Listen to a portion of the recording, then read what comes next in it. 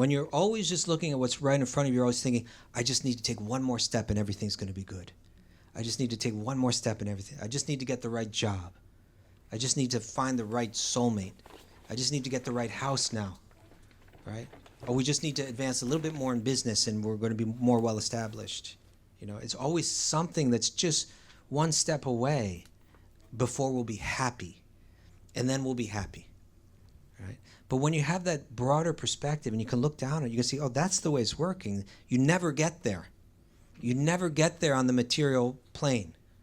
You can't find that satisfaction through matter. It can only be experienced through spirit, which never changes. Hare Krishna, Krishna Krishna, Hare Hare, Hare Rama, Rama Rama, Hare Hare. I thought we could discuss perspective. Perspective, means the angle at which you view something. Any object can be viewed from different angles. And when you view even the same object from different angles, it can appear different or you can understand different things about it. And I was thinking just how I was raised and likely how many of you were raised. I felt, when I look back now, I feel like I was kind of being encouraged or trained to deal with what was right in front of me. To figure out, you're going to have to make some money in this world, so you're going to have to get a job. When you have the job, then you're going to be able to get the home and, find someone to marry and kind of settle down, and you'll be able to survive in this world. So take care of that. Focus on that. When I hit my late teens, I started getting interested in spirituality. And I began to read different books on spirituality. And they were giving me another perspective. They were helping me kind of zoom out and look at my life, not just like what was right in front of me, but try to understand how I exist on a much longer time scale.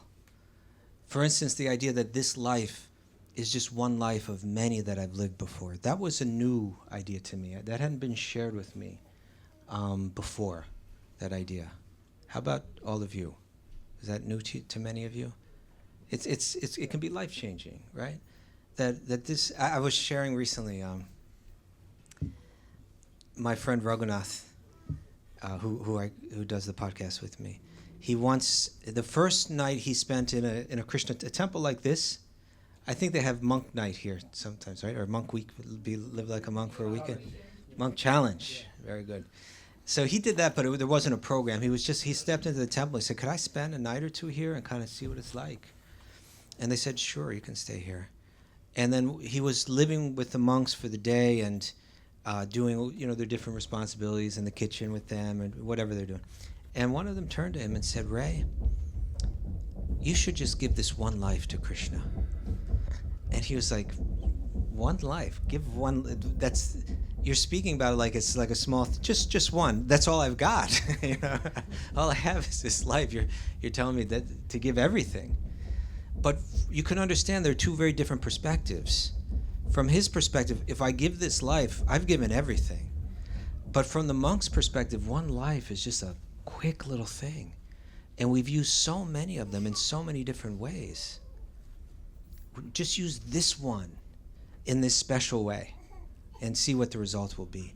So different perspective, a lot of what reading these ancient texts do for us is they help us zoom out and see the world from a broader perspective. And one way they do that, I wanted to just talk on this subject tonight, is a text like the Bhagavad Gita or the Puranas, also ancient Indian text, or the Upanishads. They speak about the world that we're moving in. Sometimes they'll speak of it like it's an illusion or a type of illusion, illusory in a certain way. Not that it's entirely unreal, but that it can be confusing. It can seem to be something that it's not. Sometimes they would use analogies like dreams or reflections. And in today's world, even a stronger analogy is virtual reality. That the yogis were essentially saying that we're moving through a virtual reality. And it's a virtual reality that's governed by certain laws. So we can say the world that we're moving through, according to the yogis and according to Bhagavad Gita, is governed by certain unseen laws, right? And I'm not talking like kind of conspiracy theory, Illuminati, things like that, you know, that something's being run in the background that we can't see. But that's what the yogis are saying, that there is something in the background, that there are laws operating here that we may not be aware of. And if we were aware of them, we'd be so much better able to navigate this and really understand what it is that we're meant to learn or how we're meant to grow through this life. Rather than just looking at what's right in front of you, your immediate material needs, trying to understand what am I meant to understand from this, and what's the possibility of where I can go. So the yogis, you know, if they were here today, and they are here today, the yogis of today would compare this world to a virtual reality. And I was just thinking, imagine if you had a friend. Well, imagine if, do we have any people here that are good at computer coding and all of that kind of thing? Raise your hand if you. I don't know if you would have the ability to like design a virtual reality. Imagine it's pretty complicated. A little bit. You could maybe play around with that kind of thing. Imagine if you had a friend and your friend said, I wonder what it's like to fly. And you said, well, anyone can get in a plane and fly. And they said, no, not like in an airplane, but really fly like a bird. What it feels like to with your own power, to lift off and fly wherever you want to go. And soar like a bird soars. It must be such a thrill. And you said, well, you know, I could design that for you in virtual reality. And they said, what do you mean? I said, you give me a little time and I can create that experience for you. And they're like, I would love to do that. So you spend some time and you create that program, a virtual reality program for a flight. And once you've got it together, you invite your friend to your home. And you tell them, okay, come on in. And you say, you know, lie down here. And then you kind of hook them up with the goggles and the headphones. And I don't know if they'd have some kind of apparatus, like a wing-like apparatus. And maybe there's a fan, you know, that's going to make, you know, that's going to blow the breeze on them. And you plug them into it and you say, okay, go for it. Start flapping, you know. And they start to go like this. And next thing they know, they're taking off. And now they're flying through the air. They feel, we know they're just lying here, right? They're just lying in one spot, but they feel like they're taking off, they're lifting off, and they're flying above the ground, and it's getting higher and higher. And as they get higher and higher, the perspective changes as they're looking down on the earth. Everything starts to look very small, and everything starts to become more quiet up there. All the noise of the earth are rising above it, and they're soaring just like a bird, and they're thrilled. This is exactly what they want to experience, and now they know what it's like. And they soar around for some time like this, and they go this way, and they go that way, and they come back. And eventually they come back, and they land. And they take off the headphones and the goggles, and they say, my God, that was incredible. You really did it. I couldn't believe it, but now I know what it's like. I really felt what it was like to be a bird. Thank you so much. I always wanted to know what that was like. And then you say to them, well, is there anything else you'd like to do? And they say, what do you mean? Well, whatever you want, I can design. Right? Tell me what your desire is, and I can put it together for you. Really? Anything? Yeah, what do you want? And then they start to give the whole checklist of like all of their desires, you know. I wonder what it's like to be very wealthy. I wonder what it's like to be very famous. You know, to live in mansions, and everybody knows me. When I walk down the street, everybody's like saying, oh, look, it's him, it's her. You know, beautiful girlfriends, boyfriends, you know, all of these desires. And you say, yeah, I can do that for you. And you program all of this for them. And then they come back and you say, go ahead, plug in, enter your world, you know. And they do it. And they get caught up in that world. All their desires are being fulfilled in that virtual world. It's kind of like a fantasy for them. And what happens is you begin to realize, maybe I shouldn't have done this. Maybe they're lost in that world now, and they don't want to come out. And it begins to become kind of sad that they're they're sitting there like a potato, experiencing some kind of artificial experience, thinking that this is some kind of deep fulfillment. And they're stuck and they're lost and they don't want to come back to the reality. And you realize, now this is a really important point, you realize that if I just take them out of it, if I just shut the virtual reality down, even though they'll be out of it, they'll always be wanting to be back in it. You understand? So your goal is, I want them to come out, but I want them to come out of their own volition. I want them to decide, I don't want to be in the virtual reality anymore. I want reality. So what would you do? Okay? And what I would suggest is that this world is like that we're moving around in a virtual reality. But certain programs have been downloaded and installed in this virtual reality to help us realize this is not our real home, and there's something more real, and there's something more satisfying beyond the world that we're moving around in. Okay, interesting? And these laws are the laws, these forces are the forces that govern the material world, the virtual reality that we're moving through. This is how the yogis speak of it. And it's like this. If you want, your friend is moving around that virtual world and they're doing whatever they want. Well, what if you downloaded on the internet a program and installed it into the virtual reality, and that program were called time? Okay? What I'm suggesting is there's actually 3 programs that are downloaded and installed into this world. One is called time. Another one is called karma. And another one is called the gunas, the modes of material nature. The Bhagavad Gita is going to speak about all 3 of these at length. You know, really give us understanding of it. And other Puranas too. They give really good information about how this world is something like a virtual reality, and how certain programs are installed into it that make it a little uncomfortable, make it a little challenging for us. Imagine if you installed time into this virtual reality. At one point, your friend was moving around that virtual world, and everything they had, there was no threat to it, right? If they had a house, they could depend on having that house. If they had their fame, they were going to be famous always. If they had a lover, that lover was going to stay with them, right? If they had a body, a beautiful body in that virtual world, that body's not going to grow old. But then you do this move where you download this program and you install time. It changes everything. Everything that they have in that virtual reality now has a time limit on it. Everything is moving and shifting and deteriorating in ways that it wasn't like that before, right? When we speak of time, if you just stop someone on the street and ask them what is time, they're probably going to speak in terms of measurements. Right? There's seconds and minutes and hours and days, etc. But the philosophers think of time as more like a power, right? We take the amount of time that it takes the Earth to rotate on its axis, and we measure that, and we call it a day, right? And then we take the amount of time that it takes for the Earth to revolve one time around the sun, and we measure that, and we call that a year. But what the yogis are interested in is, what is the force that makes the Earth spin on its axis? What is the force that's holding and propelling the planets around the sun?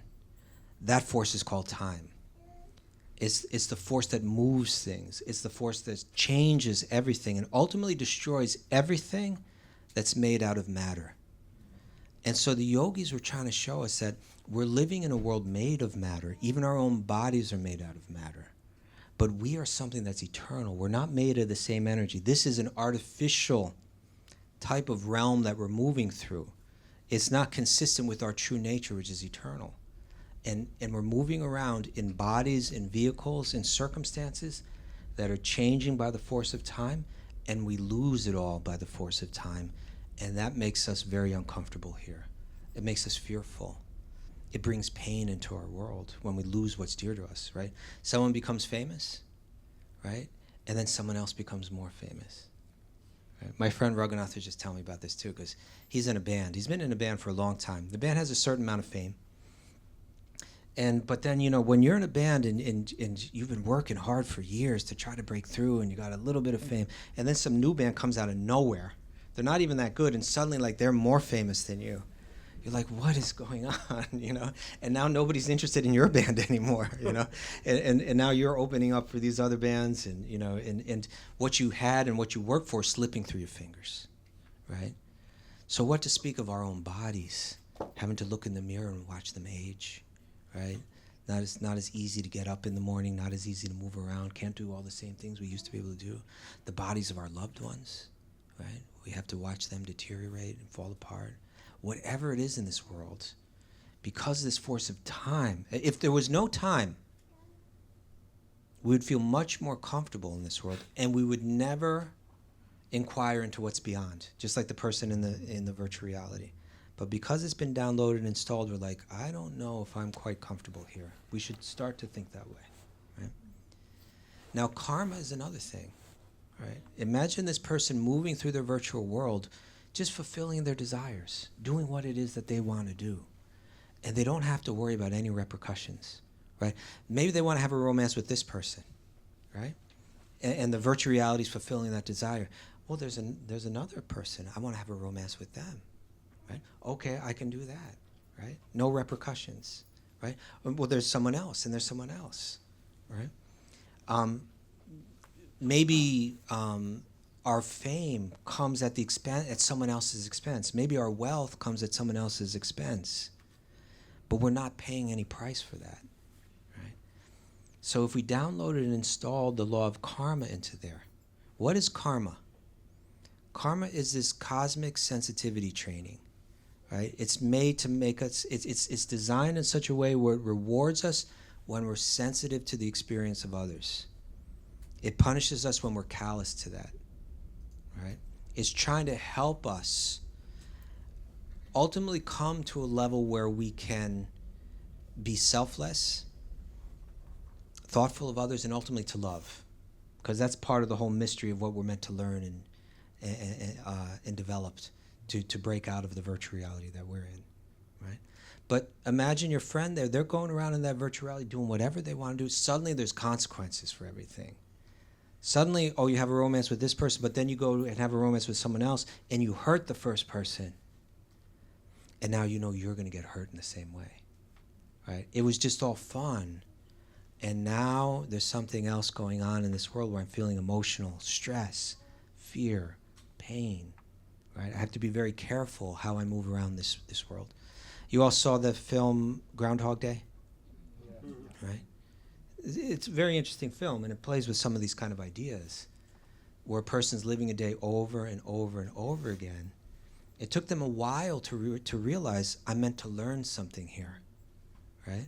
And eventually when they learn the lesson, then they transcend. Then the day doesn't repeat again. When the lesson's been learned, then they move on. It's evolve or repeat, right? That's what this world is. It's evolve or repeat, right? If we don't evolve, then that law of karma keeps sending back reactions to us. And the more that we respond in a way where we don't learn selflessness, then the more painful karma comes our way. And the more that we do understand about selflessness, the more we're rewarded in this world. And at a certain point, we can develop, if we hear from those that have a broader perspective, we can understand that actually, no matter what I do, this world is up, down, up, down. If you take the law of karma and you take time and you put them both into my virtual reality, my experience is going to be going up and down and up and down and up and down, right? And those thoughtful people, when they develop that perspective, instead of just looking at what's right in front of me, when you're always just looking at what's right in front of you, you're always thinking, I just need to take one more step and everything's going to be good. I just need to take one more step and everything. I just need to get the right job. I just need to find the right soulmate. I just need to get the right house now, right? Or we just need to advance a little bit more in business and we're going to be more well established. It's always something that's just one step away before we'll be happy. And then we'll be happy. right? But when you have that broader perspective and you can look down and you can see, oh, that's the way it's working, you never get there. You never get there on the material plane. You can't find that satisfaction through matter. It can only be experienced through spirit, which never changes, which the law of time is not affected, which is beyond the law of karma. Right? You begin to hear about that perspective, and then you can begin to see the world through those eyes. You know? And then you do one more thing. You download one more program into that virtual world. And that program is called the gunas, or the modes of material nature.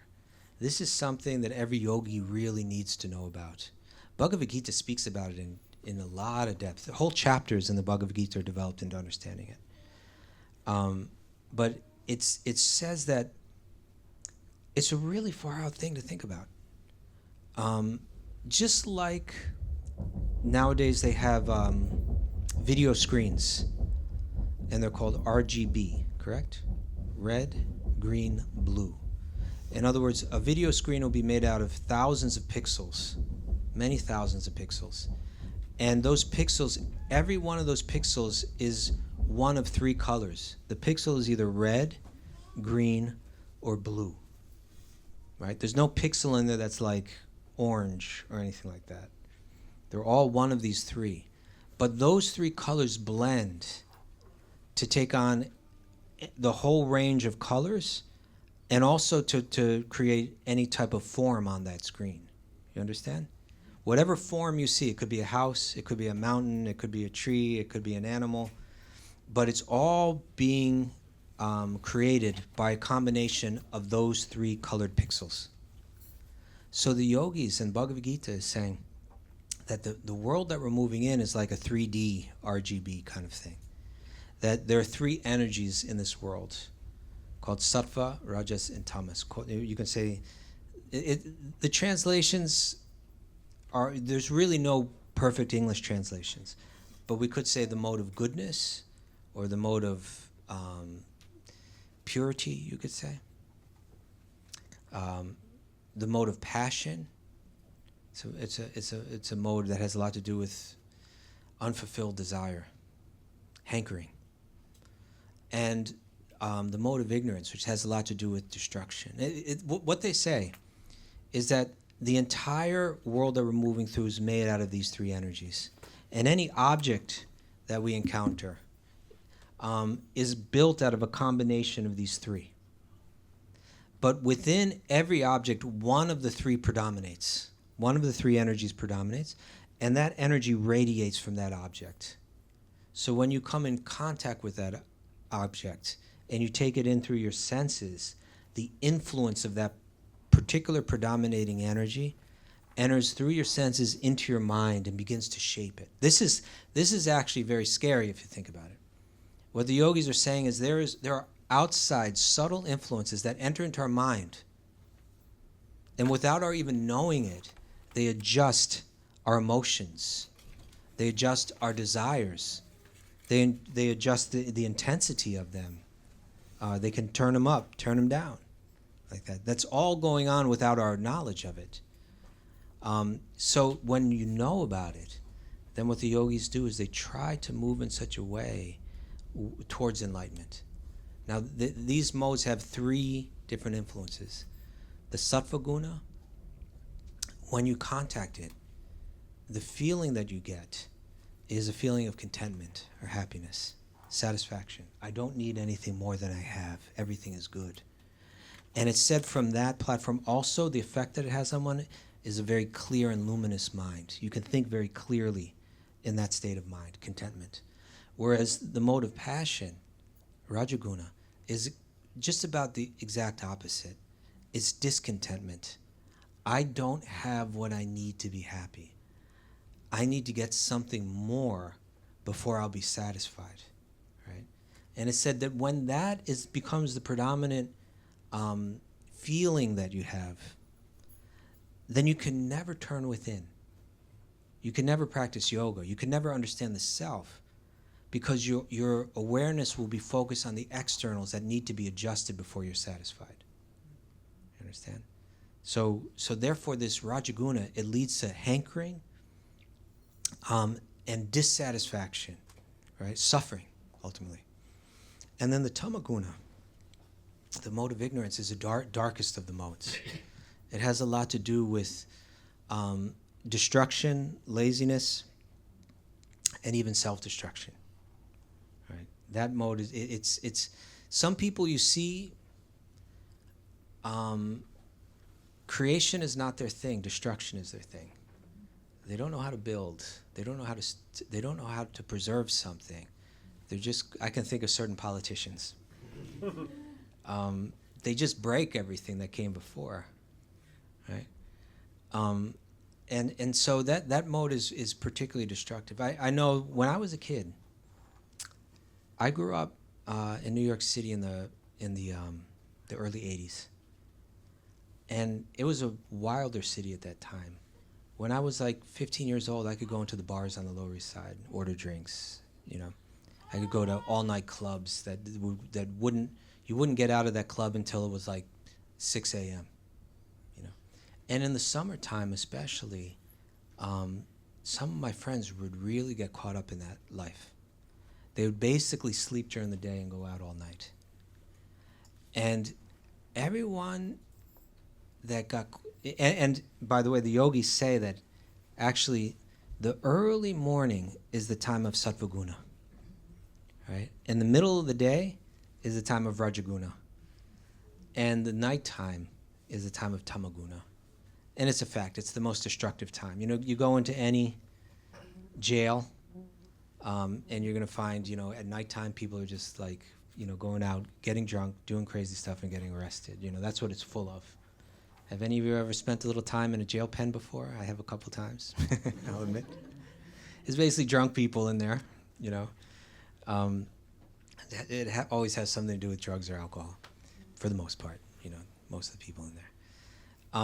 But I saw that amongst my own friends, those that got caught up in living that life, it was always destructive.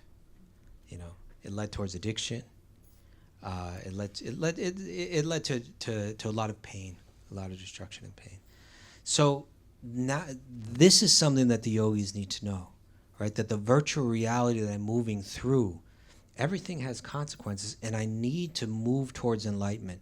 I need to associate with people that when I associate with them, I feel more content and luminous. I need to go to places where I feel more content and luminous, right? I need to listen to music that makes me feel more content and luminous. Eat food that makes me feel more content and luminous, like this, right? So these are the influences that have been programmed into our virtual reality that we're moving through, right? With the knowledge of this, right, it can give us a whole different perspective. It can really help us understand what it is that we're moving through, where we can go, what is our potential, right? And where the hope lies and where there's no hope, right? The yogis can get that idea. There is no hope for lasting happiness in a world composed of matter, right? But that this world of matter isn't the only world, right? That this world of matter is something like a dream, that it is something like a virtual reality. And just with the right information and the right perspective, I can learn to move through it in a way where I'm moving towards that freedom.